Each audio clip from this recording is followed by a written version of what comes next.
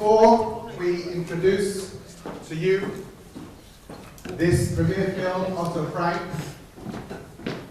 the man behind one of the greatest stories ever told about one of the most difficult subjects.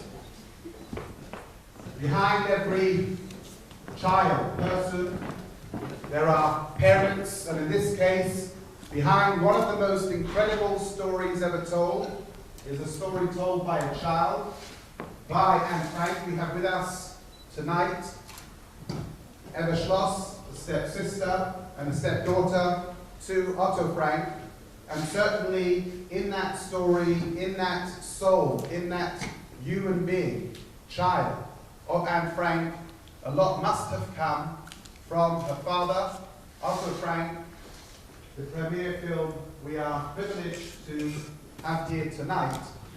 I just want to say something about tonight, the first night of Chanukah, and everything in life is divine providence. That means there is nothing left to chance. So, what's the connection between Chanukah and Anne Frank? I must say, I knew there was one. I wasn't sure what it was. So when all else fails, you go to? Google. Google. Very good.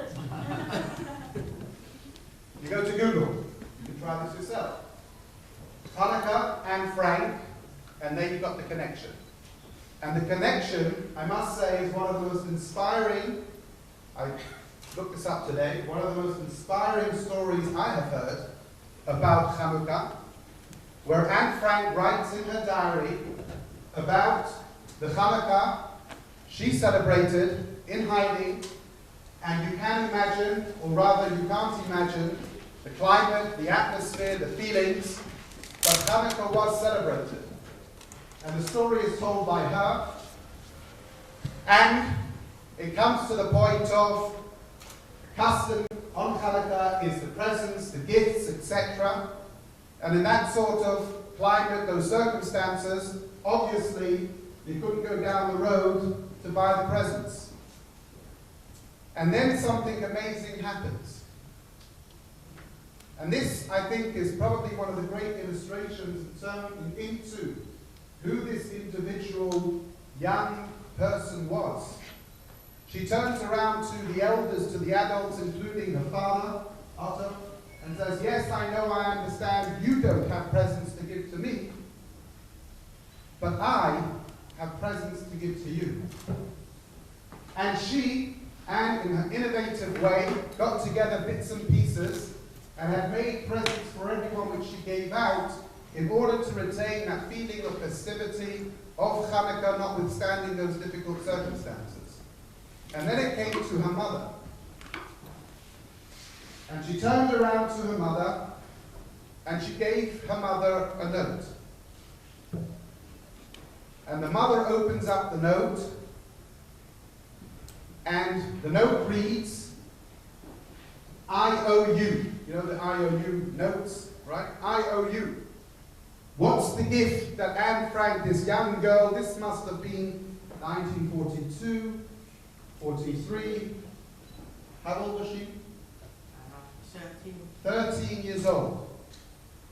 She writes to her mother, I owe you 10 hours of you telling me whatever you want, which I will do for you. So here this young girl took responsibility of creating that beautiful Chanukah atmosphere, and even though, as children expect things from parents, in those difficult moments, she turned that around and she gave the parents back to the elders.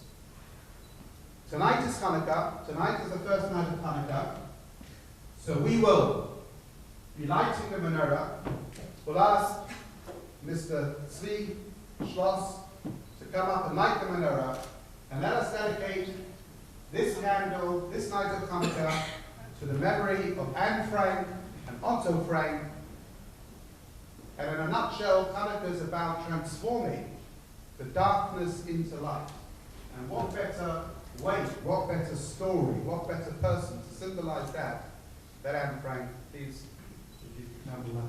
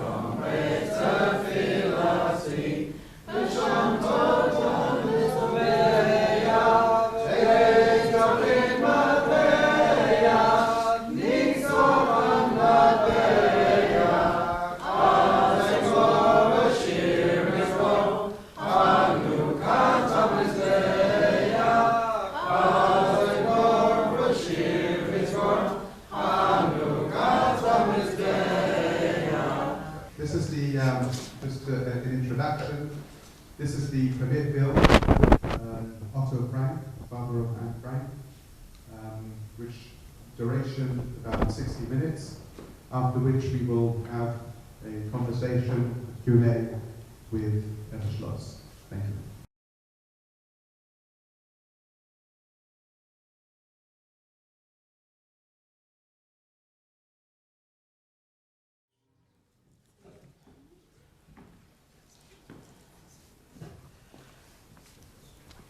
Well, I've seen this film many, many times, but it is every time very emotional for me. He was, after all, my stepfather. He was married to my mother for 27 years, which is, of course, a longer time than my mother was married to her husband, or Otto was married to his first wife. But from the photos you can see that in this marriage he really found his love, his happiness again. But of course, for a person to lose a child, any parent to lose a child, that is the worst tragedy. But in this case, of course, knowing how they have suffered, how they came to their end, is of course something you can never get over. I have the same for my mother, who lost her son, and for me, my brother. Even now, sometimes when I've seen a film about even children starving in Africa, I'm often wondering, what has my brother suffered in his last few days? How was he? Did he look like a skeleton like we see now? Did he have nothing to eat? Was he beaten up by the Nazis? And this is something, of course, which comes into your head when you think about something like that. But like you've seen, he had happiness, Otto, with our children, his grandchildren. He taught them riding bicycle, he taught them swimming, he taught them skating, he told them the same stories he had told his own children. And he, again, like Hannele said, he was magic with children. Even as babies already, he said, when a baby cried, he said, I can calm them. And he put them over his shoulder and he stroked them and he sang a very peculiar little song which he had sung to Anne and Margot. And the children were really quiet. So he was really quite an amazing person. And of course, having known him so long and reading the diary, I can see, so he says he didn't have this relationship with Anne, which was very sad, what she thought. But nevertheless, I can see in Anne's diary very often Otto's his way of thinking. He, for instance, he loved Dickens, he read with Anne Dickens. And of course, he said it was a happy time. Well, it was an anxious time, because you never knew when you were going to be arrested. But it was, of course, the last time in his life and in our life when we were together still with our loved ones. So in this way, of course, it was a nice time. But the anxiousness of being in hiding was quite, because there was house searches and not in the secret annex, but where we were in hiding, there were house searches and new Jewish people were in hiding and they were looking for us. So there was never a night where you slept really in peace. Well, I think you've got a lot of things to digest in this film, and I can tell you a lot more. But this year, the Holocaust Memorial Day, the theme is, it's not very much published yet, the untold stories. Well, I think there are about 20,000 survivors from the camps, and there are perhaps 3,000 books. So there are still a lot of untold stories. And many stories, basically, they're the same of survivors, because it always had to happen a miracle for people to survive. But nevertheless, each story is different, because what was the miracle? And that is really quite amazing. So it is really worthwhile reading as many stories that you can get hold of, because it's amazing that anybody of us survived. Because the intention was that we would all perish. So please ask me anything you want to know.